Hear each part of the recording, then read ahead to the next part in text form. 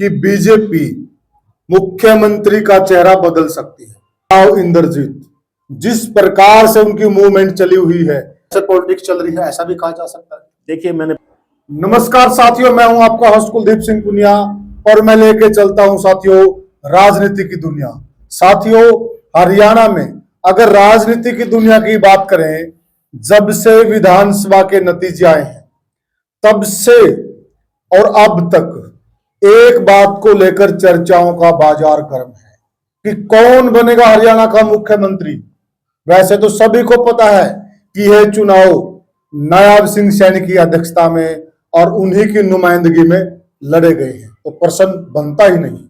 परंतु कई दिनों से अटकलों का बाजार गर्म है और एक तरफ से कहा जा रहा है, एक सुगबुगाहट आ रही है। क्योंकि राव इंद्रजीत, जिस प्रकार से उनकी मूवमेंट चली हुई है, जिस प्रकार से वह लोगों से मिल रहे हैं, और आजकल आप देखेंगे जहां पर भी यूट्यूब खोलकर देखेंगे या कोई और सोशल मीडिया के प्लेटफॉर्म पर जाएंगे, एक बात आपको साफ साफ नजर आएगी कि ऐसे होने जा रहा है, ये होने जा रहा है, नायब सिंह सैनी नहीं बनेंगे, राव साहब बनेंगे, ये बनेगा।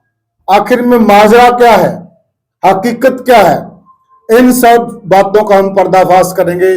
और इस सब के लिए हमारे साथ जुड़ गए हैं भारतीय जनता पार्टी के वरिष्ठ नेता, बरवाला विधानसभा से BLA 1 के प्रमुख परवीन सैनी जी। और परवीन जी को कौन नहीं जानता, बरवाला में सैनी सभा में जितने भी सामाजिक कार्यक्रम होते हैं, यह जनाबे आली सबसे आगे रहते हैं। सामाजिक कार्यों में इनका बहुत बड़ा योगदान रहता है। तो आज हमारे स्टूडियो में मौजूद है, इनसे इसी बात के लिए जानेंगे कि हकीकत में मुख्यमंत्री बनने वाला कौन है। सबसे पहले तो प्रवीण जी, आपका स्वागत है। कुलदीप जी नमस्कार, और साथ ही साथ आपके चैनल के सभी श्रोताओं को भी मेरा प्रणाम। देखिए प्रवीण जी, एक बात बहुत जोरों से चल रही है कि बीजेपी मुख्यमंत्री का चेहरा बदल सकती है, परंतु यह भी क्लियर है कि इसी चेहरे पर मुख्यमंत्री का यह चेहरा रखकर पूरा का पूरा विधानसभा चुनाव बीजेपी ने हरियाणा के अंदर लड़ा है। आखिर में माजरा क्या है? देखिए कुलदीप जी, आपने वैसे तो आपकी बातों में विराम लगा ही दिया है। भारतीय जनता पार्टी ने जब चुनाव लड़ा तो माननीय मुख्यमंत्री नायब सैनी जी के नेतृत्व में लड़ा जी। और जो आप कह रहे हैं भी ये माजरा क्या है, देखिए सोशल मीडिया है, अफवाहों का बाजार गर्म रहता है, वाह ही लोग लूटते हैं और जो आप नहीं फैलाते हैं। आप बिल्कुल राव इंद्रजीत जी की जो आप बात कर रहे हैं, राव इंद्रजीत जी भारतीय जनता पार्टी के बहुत ही कदावर नेता हैं और राव इंद्रजीत जी दक्षिणी हरियाणा में बहुत अच्छी पकड़ बनाए हुए हैं। और अगर कोई भी संशय की अगर बात है तो भारतीय जनता पार्टी का जो पार्लियामेंट्री बोर्ड होता है वो फैसला लेता है। और संशय की बात अगर कोई और भी है तो आपने देखा है तो भारतीय जनता पार्टी की जो सरकार बनाई वो माननीय मुख्यमंत्री नायब सैनी जी के नेतृत्व में जनता जनार्दन ने पूर्ण रूप से मैंडेट देकर अब बनाई है। तो देखिए अटकलों का बाजार वैसे ही गर्म नहीं है, क्योंकि समय समय पर राव इंद्रजीत मुख्यमंत्री की चाहत जनता के बीच में रखते रहे हैं। और जो उन विधायक जीत कर आए हैं अहिरवाल बेल्ट से, वो भी कह रहे हैं कि हम चाहते हैं कि इस बार अहिरवाल बेल्ट से मुख्यमंत्री बने।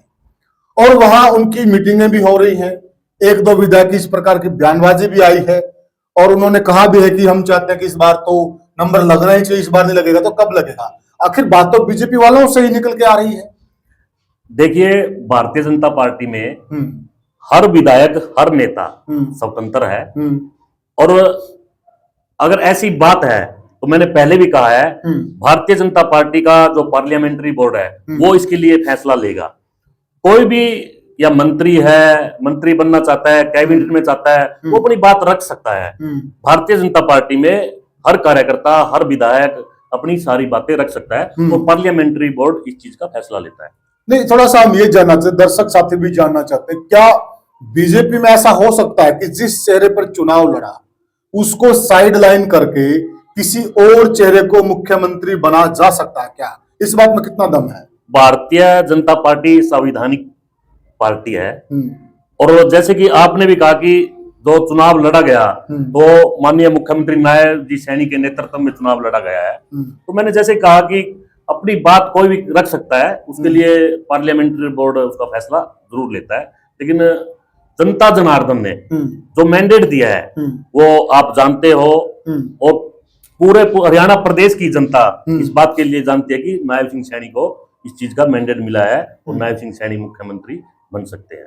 अच्छा, चलो ठीक है, अगर ऐसी कोई दिक्कत परेशानी नहीं है, आप लोग 12 तारीख को दशहरे वाले दिन शपथ लेने वाले थे, फिर आपका जो कार्यक्रम था 15 तारीख का था, सुनने में आ रहा है कि उसको 17 का कर दिया है, तो जो शपथ ग्रहण समारोह है उसको आगे क्यों सरकाया जा रहा है?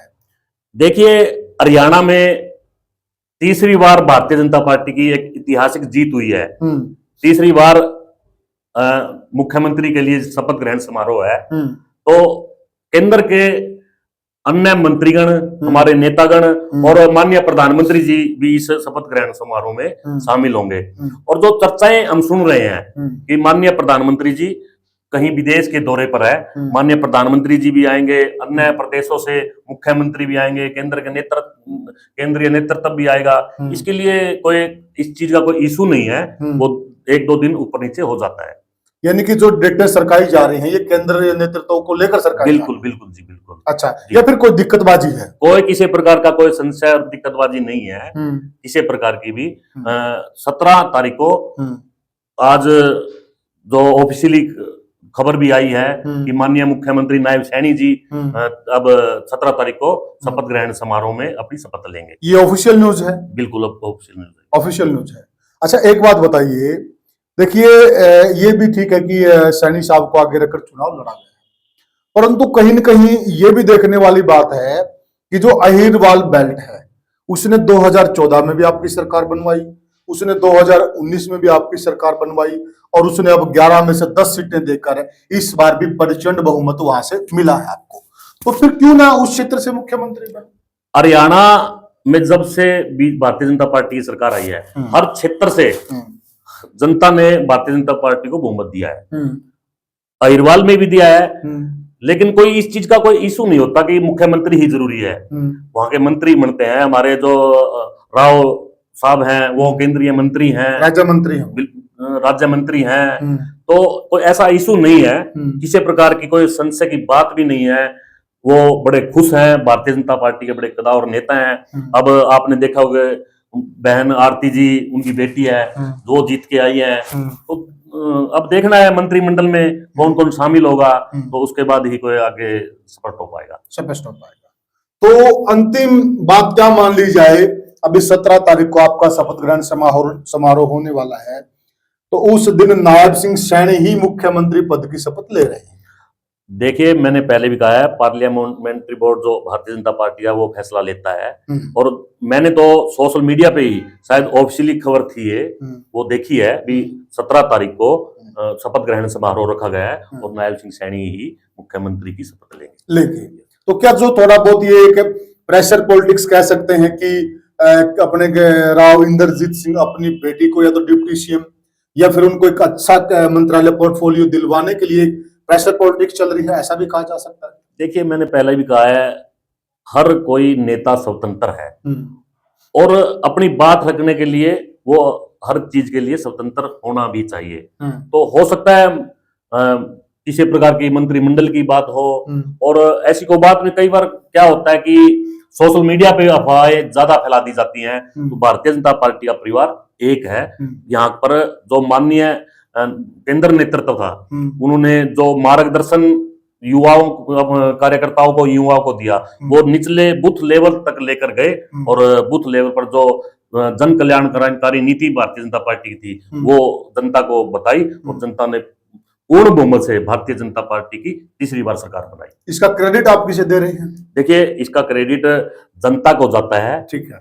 जो लोकसभा में हरियाणा में आपने देखा, नैरेटिव सेट कर कांग्रेस ने लोगों को बीच में अफवाह फैलाकर 5 सीटें लेकर चली गई थी। तो आज वो जो जन कल्याणकारी नीतियां थी वो धरातल पर कार्यकर्ता लेकर गया और जनता ने इस बात को समझा और पूर्ण बहुमत की भारतीय जनता पार्टी की सरकार बनाई।